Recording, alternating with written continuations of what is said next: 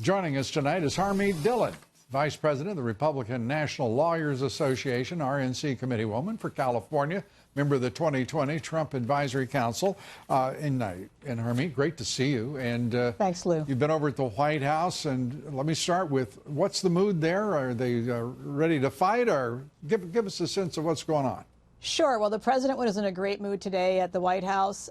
He greeted supporters with a very positive message. He said a lot of the same things that you just mentioned. He mentioned our amazing economy, the jobs numbers being off the charts, all of the things that he's accomplished so far and that he intends to accomplish. He joked about how pathetic the Dems are and Pelosi and how they're flopping and invading our rights. And so I think everybody at the event felt very positive that the president was in good spirits and ready to fight. And so were his supporters. So I feel very good about it as I left the White House today. This is a comment from the White House press secretary, Stephanie Grisham, saying Democrat sham impeachment is a blatant, if we can put this up for everybody, she got right to the issue. Democrats' sham impeachment is a blatant, purely partisan attempt to overturn the results of a free and fair election. I'm told we don't have that. I apologize for that. Your reaction, because David Bossie, President of Citizens United, former Trump campaign top dog, this is, he says, war. And I am delighted to hear Republicans start talking that way. Are you ready for war? Or are you ready to call it war?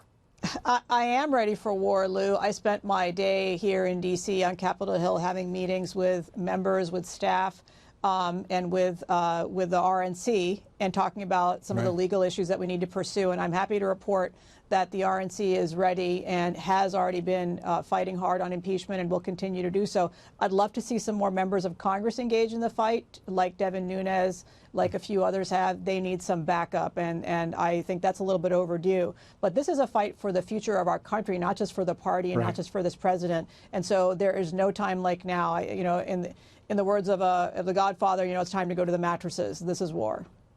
Yeah, it is also time, whether the Godfather reference works or not.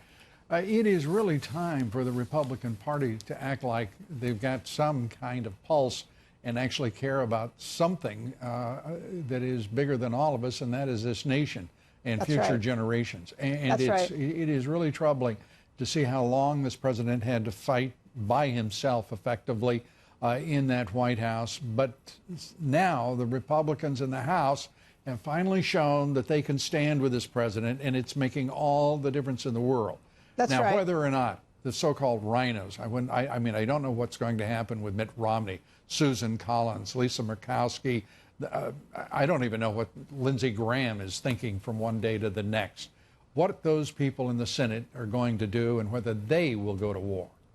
Well, I think they are beginning to see their future depends on it as well, because you only have to look at what's happened over the last year in Congress to see that a few votes difference makes all the difference in the world between your civil rights being violated or not being violated. And so Lindsey Graham might be joking today about not wanting to see his own phone records out there in a report, but that's exactly what's going to happen, because these people have lost all respect for the Constitution, all respect for the First Amendment, all respect for the opposition, all respect for the future and the Constitution and our rights. And so we have to stand up, and whether it was Democrat or Republican, I would hate to see this happen by any abuse of power by an elected official. And so Democrats, liberals, the ACLU, those people need to stand up and see what's happening here. We can't have this happen in our country with journalists and with members of Congress being abused this way. I think it's a poor way to go into a war, if I may say, Harmeet. First singing Kumbaya. I can't imagine the actors that you just reeled off.